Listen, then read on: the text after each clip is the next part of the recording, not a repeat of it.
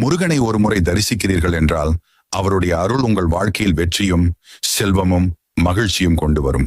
முருகன் ஒரு போர் தேவன் மட்டுமல்ல, அவர் அருள் பெற்றவனுக்கு எந்த இடையூறும் தடையாக வராது. சபரிமலைக்கு போனாலும் திருச்செந்தூருக்கு போனாலும் முருகனை நினைத்தாலே கூட மனதில் இருந்த கஷ்டங்கள் அகன்றுவிடும். வாழ்க்கையில் சில சமயம் நம்மால் எதையும் செய்ய முடியாத மாதிரி தோன்றும்.